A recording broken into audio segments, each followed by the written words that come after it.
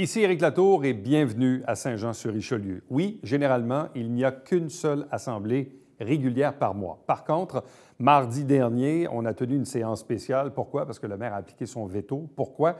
Parce que la majorité du Conseil veut aller en appel de la décision du TAC, le Tribunal administratif du Québec, pour contester cette décision concernant le PER, le parc d'affaires et d'innovation régionale qu'on veut installer le long de l'autoroute 35, tout juste à côté de l'usine d'épuration des eaux. Donc, on regarde bien sûr ce que ça a donné à l'occasion de cette séance spéciale du Conseil.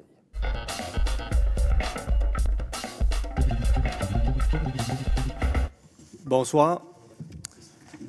Bonsoir à tous, bonsoir à toutes. Merci de vous être déplacés ici ce soir à l'Hôtel de Ville de Saint-Jean-sur-Richelieu pour cette séance extraordinaire qui a été convoquée hier. Avant de débuter, je dois vous informer que la convocation pour cette assemblée extraordinaire a été effectuée de façon irrégulière et cette convocation-là contrevient à la loi. Et c'est ma responsabilité en tant que maire de faire respecter la loi. Donc, je vous informe que malheureusement, ce soir, cette séance extraordinaire ne peut pas avoir lieu parce qu'elle n'a pas été convoquée de façon régulière. Donc, je vous informe que ce qui s'est passé, c'est que M. Berthelot avait convoqué une première réunion, a fait une première demande pour une séance extraordinaire le 26 avril dernier. Une demande qui a été signée par 6 conseillers, donc de façon tout à fait conforme. J'ai accepté cette demande d'assemblée extraordinaire et j'ai convoqué une séance extraordinaire que j'ai annulée par la suite, mais une séance que j'avais convoquée pour jeudi. Donc, l'idée était de permettre à un maximum de conseillers de pouvoir assister ce soir à cette réunion-là et aussi de nous permettre de compléter nos travaux du comité plénier. Malheureusement, on a dû abréger notre réunion du comité plénier.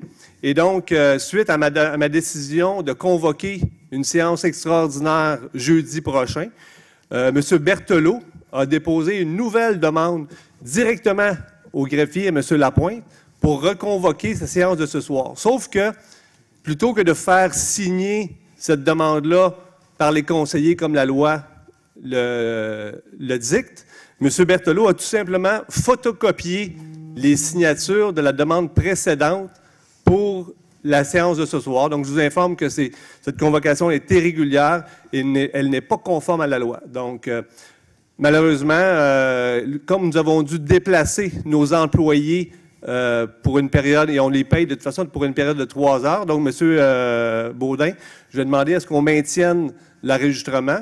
Et en tout respect aux citoyens qui se sont déplacés, donc je vais tout de même vous permettre de poser vos questions et d'accéder au micro.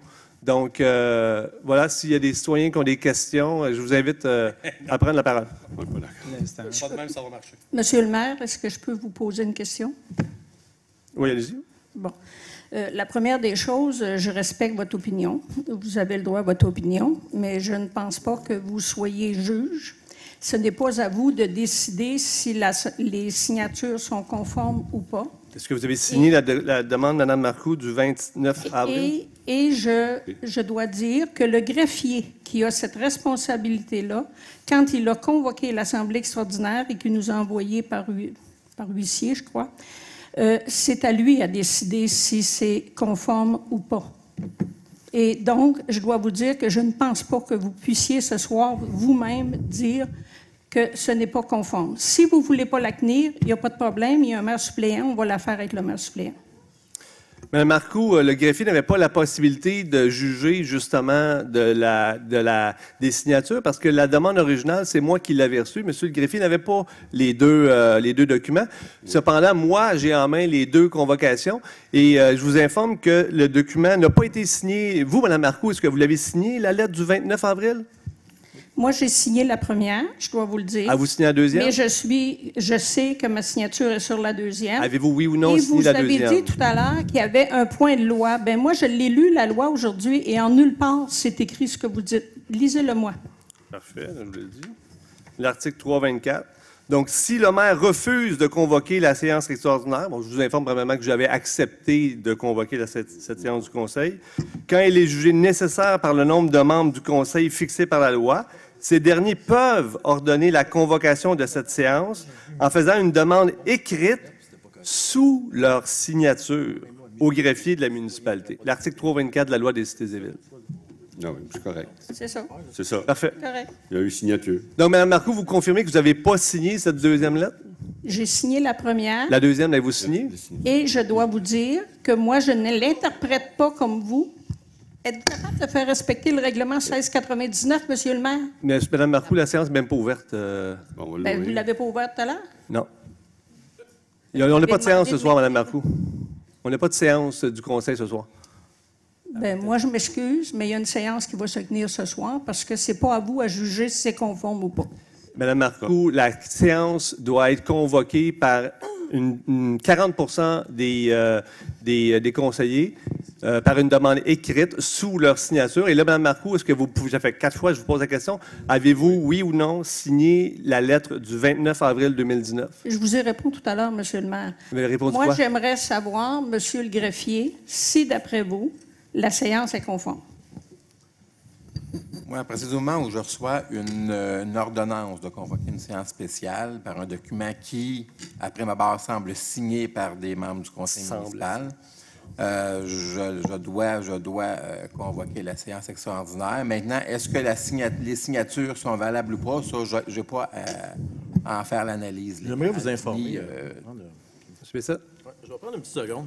Vous savez, chaque employé est responsable de vérifier les signatures. Puis j'accuse pas personne. La caissière qui travaille à la banque, s'il y a un chèque, elle a un doute sur la signature, elle doit vérifier. Mon employé qui travaille chez moi, s'il y a un chèque, puis ça fait partie de la loi fédérale, c'est même pas municipal, là. Une imitature de signature, un falsifié, si ça s'est produit, c'est illégal. Puis chaque employé, on est tous responsables. On ne peut pas se tirer au-dessus de ça, là. Moi, là, mon employé, elle voit un chèque qui est signé pas par mon nom. Là. Elle ne peut pas dire « Ouais, mais c'est pas ma job de le checker. » Je ne dis pas ça à personne, je n'accuse pas personne. Moi, j'aimerais voir les deux signatures, puis après ça, on en jugera tous autour de la table si ça a été, c'est des signatures originales, un qu'il faut. C'est comme un conseiller, c'est comme un notaire. Là. On ne peut pas l'appeler et dire « Hey, by the way, signe pour moi, ça va être correct. » Là. Non, tu sais, à un moment donné, il y a une légalité puis il y a une façon de faire. J'ai entendu ici des gens blâmés parce qu'ils se faisaient mettre leur signature, puis on a interdit de mettre les signatures, que d'autres gens mettaient leur signature ici. Il faut avoir la même configure. Bon. Effectivement, Là, M. vous le on a permettez. mis une Moi, là, police si ici. ça, pour c'est les s'assurer. mêmes signatures, je demande Si- qu'on m'en fasse un intégral comme ça ici ce soir, puis je vais le faire. Si- Je veux qu'on me signe exactement comme ça. Regardez, on Si va y vous me mettre la lumière. permettez, M. le maire, là. Allez-y, M. La Berthelot. lumière, là, ça tombe Parce un que- sur l'autre. OK, monsieur, si vous me permettez, M. le maire, là, je pense qu'on va arrêter un peu le vaudeville qu'on fait ce soir. Là. Effectivement, puis je ne nie pas là, que j'ai fait une copie des signatures. Là, je ne le nie pas. Sauf une chose. Toute personne peut vous confirmer ce soir, lundi, qu'ils ont tous pris connaissance, ont tous confirmé qu'ils voulaient que leur signature soit déposée pour tenir une assemblée mardi plutôt que jeudi. J'ai tenté de la mettre jeudi, tel était votre souhait. En ne la mettant pas le mardi, vous refusez l'assemblée du mardi. Donc, c'est pour ça qu'on qui est faux. que dans la loi, Monsieur le maire, s'il vous plaît, alors vous refusez. Je ne pense pas ce soir, Monsieur le maire, qu'on est là pour juger de la légalité. Monsieur Lapointe, est-ce C'est que j'ai le pas- droit de faire des c'est copier-coller pas- pour les signatures? C'est pas au conseil municipal à faire ça. En aucun temps, dans la loi des cités et villes, c'est marqué une signature originale doit en aucun temps. C'est la volonté des membres du conseil. Cette volonté a été vérifiée lundi. Les personnes se sont prononcées pour que ça se tienne mardi. Alors pourquoi on fait un vaudeville avec ça? Tenons donc l'Assemblée. Puis s'il y a... S'il vous plaît, s'il vous plaît, s'il vous plaît, s'il vous plaît. Pouvez-vous taire, s'il vous plaît? Soyez poli. Et puis, moi, je pense... Vous de même, M. Berthelot? Je suis poli. Je demande aux gens d'être polis. C'est pas être impoli de dire ça, M. le maire. Je pense pas. Alors, je pense qu'on doit tenir cette assemblée. Il faut la tenir parce qu'elle a été convoquée. Puis s'il y a quelque chose d'illégal, mais je pense qu'on est dans une société de droit. Alors, il y a des gens qui se pencheront là-dessus s'il y a lieu. Puis on verra ce qui se passe. C'est tout. Alors, moi, je demande qu'on tienne l'assemblée. Puis je suis d'accord avec Mme Marcoux, si vous refusez de Moi, tenir j'ai cette pas assemblée-là, de problème à ce que vous demandiez un avis juridique, Bon. mais on ne tiendra pas l'Assemblée ce soir. Juste pour un petit peu rectifier les propos de M. Berthelot qui sont faux. Dans le manuel des élus, page 75, donc la plus récente édition, la 7e édition, un document de Maître Joël Mercier, Donc, dans la section convocation par les conseillers, il est écrit que la Cour supérieure a décidé dans l'affaire Lavoie contre Bouvier, à la Cour supérieure de Longueuil pour la cause numéro 505-17-0036-15-087 du 24 février 2008, que le maire peut déterminer le moment de la tenue d'une séance extraordinaire convoquée par les membres du Conseil en donnant lui-même un avis de convocation, ce que j'ai fait. Donc, en pareil cas, le pouvoir du maire prime sur celui des membres du Conseil. Joël Mercier, 7e édition du Manuel de l'élu. Donc, voilà, contrairement à ce que vous avez dit, M. Berthelot. Donc, si moi, je convoque la réunion jeudi, je ne l'ai pas refusé, je l'ai accepté. C'est une question d'interprétation. Mais le problème ce soir, c'est pas celui-là. Le problème, c'est la falsification des signatures, finalement, où M. Berthelot, plutôt que d'aller retourner, faire signer la demande par une majorité, par 40 des élus, a préféré faire une photocopie des autres signatures et redéposer une nouvelle demande. Donc, aussitôt que je me suis rendu compte de ça, j'ai avisé le greffier et je vous informe que la convocation de cette séance-là n'a pas été faite de façon conforme, donc ne peut pas avoir lieu légalement. C'est pas à vous d'en juger, M. le maire. J'aimerais vous lire la loi comme ça, parce que tout le monde est là. Vous êtes parfois tenté de signer à la place de votre client. Ça arrive des fois. Voici pourquoi, même en étant de bonne foi, il est absolument interdit de poser ce geste qui peut sembler banal. Ça, c'est la loi fédérale, on peut aller la voir. Existe-t-il des circonstances pouvant permettre à un conseiller, puis ça c'est financier ou ça peut être de n'importe où, avocat, de signer à la place de son client? La réponse, non, de la Cour du Québec. Je pense qu'on peut arrêter là. Est-ce que quelqu'un a signé à la place de quelqu'un, M. Bessette? Personne n'a signé à la place de personne. C'est toute le signature. Je vais me lever, puis je vais aller porter ma copie. Je vous invite à la... Non, s'il vous plaît, M. Bessette. C'est notre propre signature à chacun. Tu penses que ce n'est pas un document public? Moi, je m'excuse, là, mais il n'y a personne qui a signé à la place de personne. Donc, on nous accuse. Dans le cours de la fausseté. Non. Ce sont nos signatures. On pourrait mettre nous-mêmes signatures à côté. Je pense qu'on pourrait prouver que ce sont nos signatures. Sauf que le document de convocation doit être déposé par écrit sous votre signature. Si on fait un copier-coller de ma signature, effectivement, Claire, c'est ma signature aussi. Moi, monsieur le maire, là, dans mon... On a-tu le droit de faire un copier-coller pour autant? Non. Dans mon manuel de l'élu, c'est marqué « La tenue de cette séance extraordinaire doivent faire leur demande par écrit ». C'est juste écrit par écrit. Je ne sais pas. Marqué dans la loi, il y a une précision, pas juste par écrit, la signature. Où? L'article 324 de la loi des cités et villes. Pas ça. Ça ne dit pas ça. Ça ne dit pas ça. Donc, nous allons accepter vos questions. Est-ce que des citoyens dans la salle ont souhaiteraient poser des questions? Je propose l'adoption de l'ordre du jour. Moi aussi, j'appuie l'adoption de l'ordre du jour. Cette convocation-là n'a pas été faite de façon conforme, M. Lippé. François, est-ce qu'on a le droit d'imiter les signatures pour un copier-coller? Je respecte votre opinion, Monsieur le maire, mais moi, j'ai proposé... Ben, ça doit être légal. Non, mais moi, je vais avoir la question. On a le greffier ici. M. Bessette, c'est pas l'endroit pour que j'émette des opinions. Bon, d'abord, on va faire un lever de l'Assemblée. Je propose une pause de l'Assemblée, qu'on aille en discuter de l'autre côté, puis on reviendra. On a le droit de faire une pause. On va aller en discuter de l'autre côté, puis on reviendra par la suite. Moi, je propose qu'on prenne une pause. Je suis d'accord avec ça. Je suis d'accord avec ça. Là. Il n'y a pas de pause à demander de toute façon, donc il n'y a pas eu d'ouverture d'Assemblée. Personne qui a proposé. On va en discuter, mais on va revenir. Il ne faut pas interrompre quelque chose qui n'a pas commencé.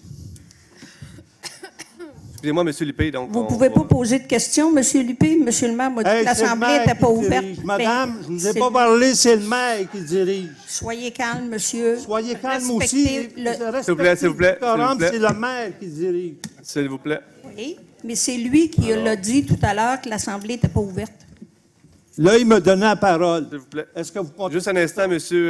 Lippé. On va aller discuter de l'autre côté. Et on revient. Parfait. Merci, M. le maire. J'admire votre bienveillance. Merci beaucoup, M. Lippé.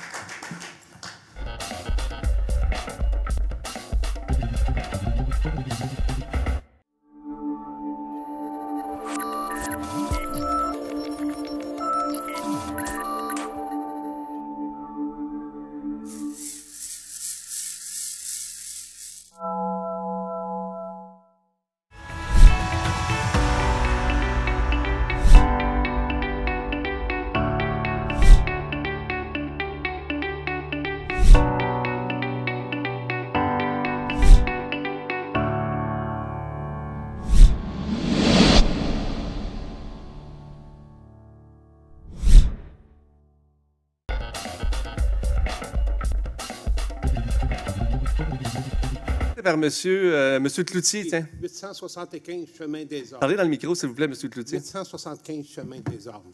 Monsieur Laplante. Pouvez-vous parler plus proche du micro?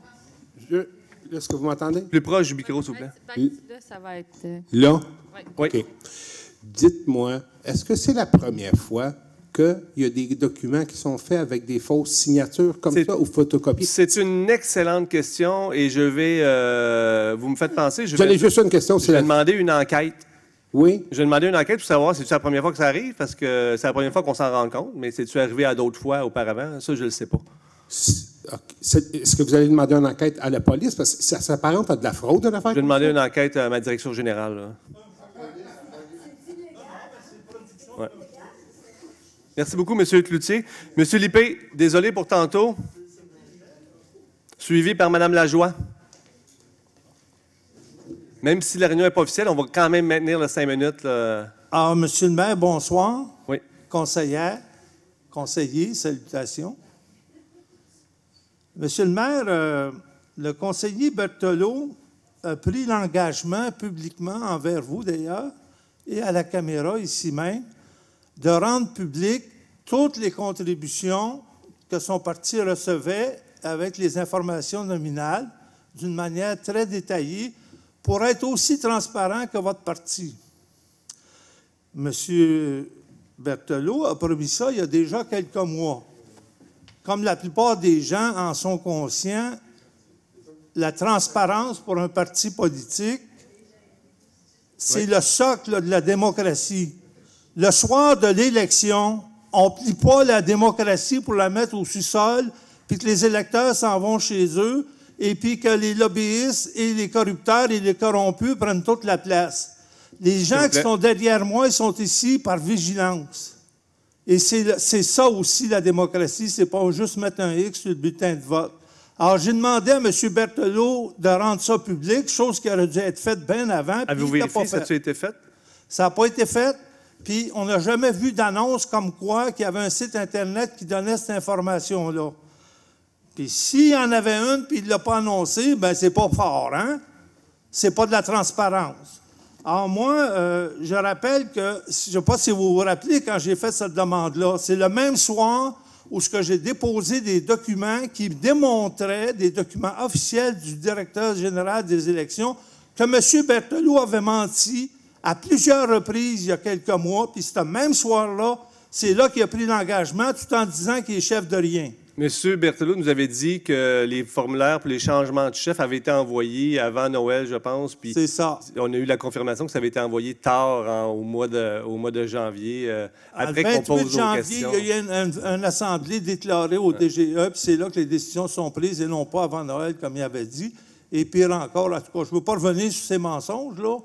Ce que je veux insister, c'est à quelle date M. Berthelot va rendre son site. OK, bien, on y posera la question à la prochaine séance. Oui, puis, dernier point, je veux dire, je pense que il faut que les citoyens insistent sur la transparence.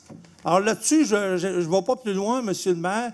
Et puis, quand il s'agit de M. Laplante et sa bienveillance, on sait que le parti de la bienveillance, c'est vous qui le tenez. Et l'autre parti, il est plutôt dans la malveillance. Et je n'ai pas nommé de nom. Mais merci, M. Lippé. Je vous souhaite une belle soirée, puis je vous félicite pour la fermeté avec laquelle vous tenez les choses. Merci beaucoup, M. Lippé.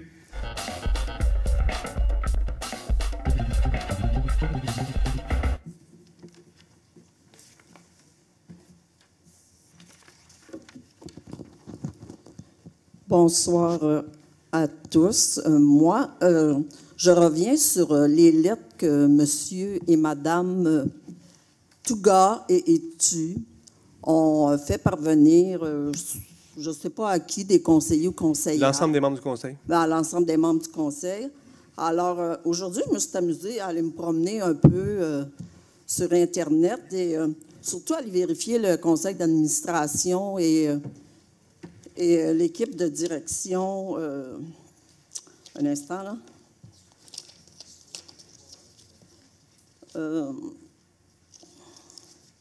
Je me suis amusée à aller regarder ça, le conseil d'administration. Et j'ai remarqué, Monsieur le maire, que vous aviez très peu d'amis sur ce conseil d'administration-là. Beaucoup d'amis, Mme Lajoie. Vous avez beaucoup d'amis, moi, qui... en tout cas, je remarque plein de noms que je ne nommerai pas, mais si les gens veulent aller voir, peuvent sûrement aller voir sur le site de la Corporation Fort-Saint-Jean. Et sur l'équipe aussi de direction. Alors... Votre question, Mme la question est, je me demande la validité de la lettre de M. et Mme Touga et Roulier. À ce que je cherche, les lettres sont tout à fait valides. M. Etu nous a écrit à titre de président d'un nouvel organisme qui s'appelle InnoSecure. Et Mme Touga nous a écrit à titre de présidente de son entreprise, dans le fond. Donc, les lettres, à ce que je cherche, sont tout à fait conformes, légales. Et je pense que c'est leur propre signature là, qui était sur les lettres.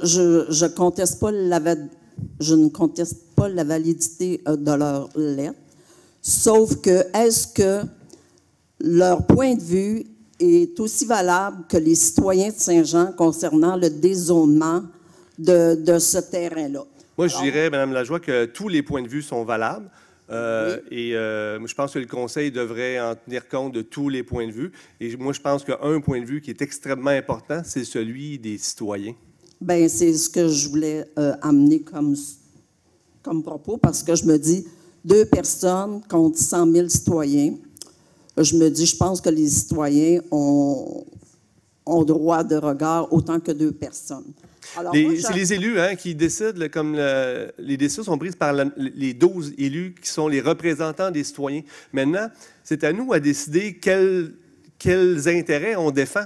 Donc, c'est légal, c'est correct que les gens nous fassent des représentations. Ensuite, nous, on doit prendre des choix et on est libre chacun de prendre les décisions qu'on le souhaite. Et ultimement, c'est aux électeurs à choisir est-ce que les représentants que vous avez élus vous représentent bien, oui ou non? Bien, moi, je peux vous dire tout de suite que certains, non. Alors, je me demande aussi à qui profite ce dézonage, parce qu'il y a certainement un enjeu considérant l'acharnement que les 9 ils ont une volonté déchaînée, là. Parce qu'il faut comprendre que la CPTEQ avait refusé le changement de zonage. Ça, je le comprends. Que le tribunal administratif a confirmé la décision de la CPTEQ. Oui. Et que là, on s'obstine à vouloir aller dans le mur, plutôt que de se tourner vers l'avenir, d'accepter la proposition de la conseillère Marilyn Charbonneau, justement, de travailler ensemble à trouver des solutions pour l'avenir de notre développement économique. Parce que je lisais un article, c'est une psychologue qui écrivait, et une professeure à l'université de Stanford, la mentalité fixe est une structure mentale qui, dès l'enfance et au fil des expériences de l'enfance de vie, conditionne un individu à croire que ses habiletés personnelles sont immuables. Alors moi, je pense que les décisions que ces élus-là prennent contre la volonté des citoyens devraient être immuables, devraient répondre de leur mauvais choix et de leurs mauvaises décisions. Merci, Mme Lajoie. On est rendu à M. Dominique Pétrin, puis pendant la transition, je vais vous partager une information. À la dernière séance, j'avais demandé un bilan des dépenses financières faites par la municipalité et la MRC dans le dossier, justement, de ce changement de dézonage de terres agricoles. Et on a obtenu la réponse aujourd'hui. Tous les élus ont obtenu le courriel. Et avec les sommes qu'on veut engager pour mandater un avocat, on parle d'une somme avoisinant 150 000 $. Donc, on envoie dans un gouffre, finalement, pour s'obstiner à travailler sur un projet qui ne se réalisera pas. Donc, dans le fond, nous, ce qu'on dit, c'est que cet argent-là, est-ce qu'on pourrait la dépenser à meilleur escient, justement, à travailler, organiser une consultation, réfléchir tous ensemble, trouver, justement, des nouvelles façons de faire, une nouvelle façon de développer avec un plus grand respect de nos terres agricoles, un plus grand respect de notre territoire.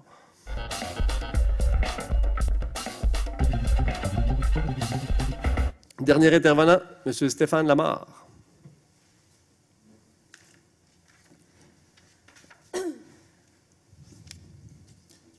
Bonsoir. Je m'étais préparé une petite allocution, mais un petit peu, mais je pense que malgré ce qui s'est passé, le message peut être bon aussi parce que c'est quand même enregistré. Avec la réunion de l'Assemblée qui était prévue ce soir, ça m'amène constamment à réfléchir, puis depuis un petit peu plus qu'un an que je me présente assez régulièrement ici, de ce que je constate avec l'équipe FECTO, ou les élus de la majorité, comme je les appelle, c'est que le milieu des affaires, qui est important, j'en conviens, a un poids démesuré par rapport à l'opinion des citoyens. Tout est une bonne raison pour développer les yeux fermés depuis des années, puis ça au nom des finances de la ville. Par rapport aux usines, parce que là on parle d'un terrain industriel, par rapport aux usines existantes, je ne crois pas qu'elles attendent après la ville ou les citoyens pour faire des profits de un. Même si c'est des citoyens corporatifs, c'est surtout l'ensemble des payeurs de taxes particuliers qui financent les infrastructures et les services que ces usines-là, futures ou présentes, peuvent. Ils payent des gros comptes de taxes, mais nous aussi, quand même, on est plusieurs milliers qui en payons. Au niveau commercial, quand on parle du milieu des affaires, il manque aucunement de locaux disponibles. J'avais eu une discussion l'automne dernier par Facebook avec M. Philippe Bastos du restaurant du même nom, puis il disait il manque de place, les citoyens ne savent pas où aller. Ben moi, juste sur le boulevard Saint-Luc, là, la place Perrault, là, qui est neuve, l'édifice de 3 étages, est fini depuis 4 mois, c'est alloué, il n'y a personne là-dedans. En face, Carrefour Saint-Luc, la place du boulevard, des locaux de libre, le centre d'achat, le Sears, il n'en manque pas. Il ne manque aucune place au niveau des commerces. Puis pour reprendre au niveau des commerces, justement, hier, il y a eu la démolition de la maison à côté de l'école Sacré-Cœur sur le boulevard Saint-Luc. Puis moi, j'ai su hier soir que supposément que c'était pour le futur site du magasin Musique Dépôt, qui a déjà un site sur le boulevard Saint-Luc. J'ai rien contre ça. Mais encore là, le terrain qui est là, il y a des arbres qui vont être d'ingénieurs, il y a des arbres matures. Combien est-ce qu'il va en avoir de coupés juste pour permettre un aménagement supplémentaire? Je pense qu'il y a lieu de se poser des questions.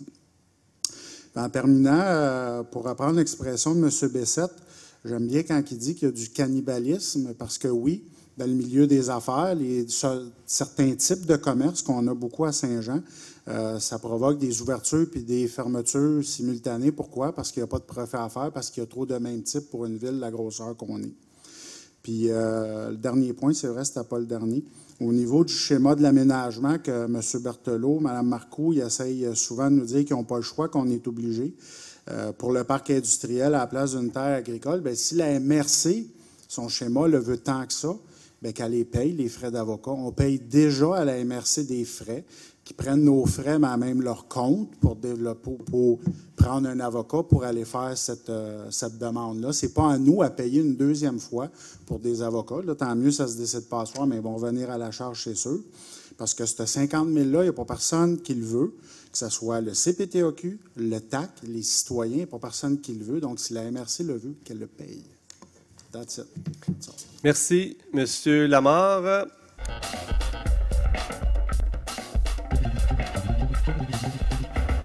Merci d'avoir été là. On se fixe rendez-vous la semaine prochaine, alors qu'on va vous présenter de nouveaux extraits, mais de la dernière séance régulière du Conseil qui, elle, s'est tenue à la fin du mois d'avril. Entre-temps, bien sûr, si vous avez des questions, des commentaires, faites-le par courriel. Éric Latour en un mot, à commercial, tvhr9.com.